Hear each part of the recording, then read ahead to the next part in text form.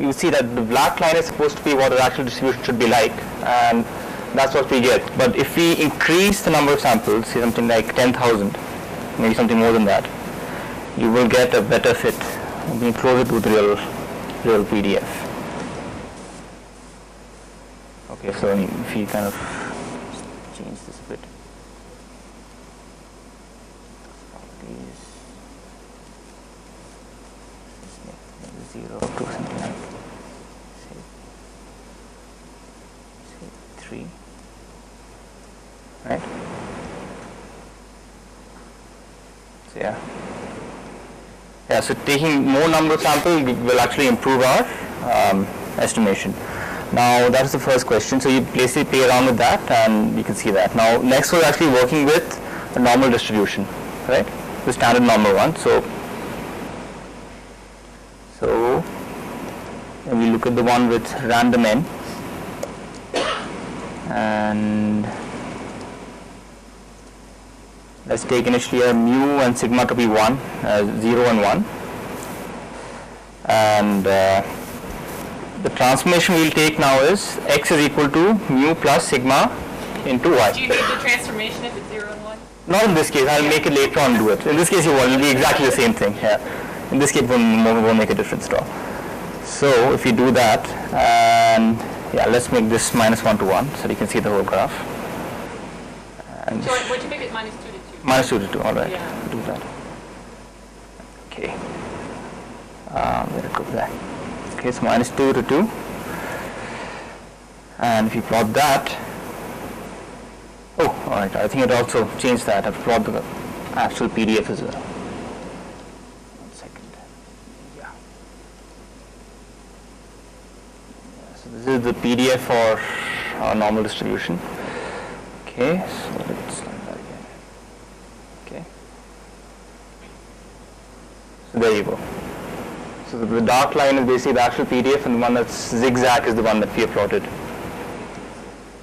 Right? And if we try to change our mu and sigma to something else, maybe something like, let's say mu as 2 and sigma as say 3, and then it will be best to change our A and B to something like 2 and... Rule of thumb for this isn't for this program, yeah. Just for Gaussians, is 99% of what's going to happen is in a span of 4 standard deviations. So you want it to be at least your domain 4 times the square root of 3, centered around your mean. At least you could go bigger. Otherwise, you're going to cut off the edges of your Gaussian. So with this is what we get. Let's just reduce the number of samples. Get more realistic. Oh, all right. So we'll further increase it, right? Increase this.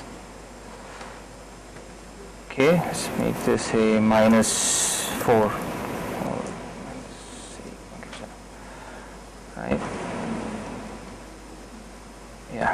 So if we run that, that's the fitting we get. So was everyone able to get it, or did anyone face any problems with the first question? Yeah. Yeah, it is. I mean, you're getting more and more samples to get the thing. I mean, it's still random, right? No, I know.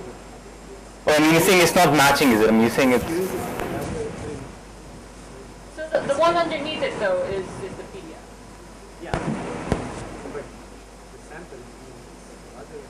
This one, you're talking about this part, right? The blue one, yeah. Yeah. So, yeah. I mean, getting more samples, you'll get closer to it. Yeah. So do you have it to be better than this somewhere.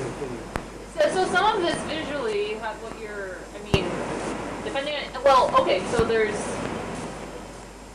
a couple things, and something that's not really something we're going to talk about until tomorrow, but for one-dimensional things, sampling is really inefficient, very inefficient. So you know, 10,000 for one-dimensional, for so if we interpolated with 10,000 points, it would look perfect, right? Yeah, it would look. You wouldn't be able to tell the difference. 10,000 points is a ton for something like interpolation. For sampling, that's not that many, because sampling is very inefficient. So a one-dimensional problem is not something we do physically. I mean, you can be lazy and do it, or maybe what you're doing is actually random, so you're forced to do it. But I'm not surprised by that, I guess, per se. The other thing is what your picture's going to look like is sort of very dependent on how many bins you take, right? So you can sort of make things look better or worse depending on how many bins, and that's there's no science there. It's just looking at it. It's just representing the data, right? And so certainly if you were to take many samples and very fine bins, it would look pretty good.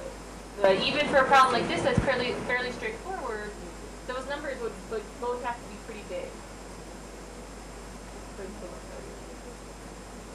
So I don't doubt that that's correct, even though that is skewed, clearly. Yeah. Yeah, so well, that's question 1. I haven't done question 2 yet, so if anyone else has done that. Actually, no, I think we should Okay. disperse quickly. Okay. Sure. Thank you. So that's why we can start today.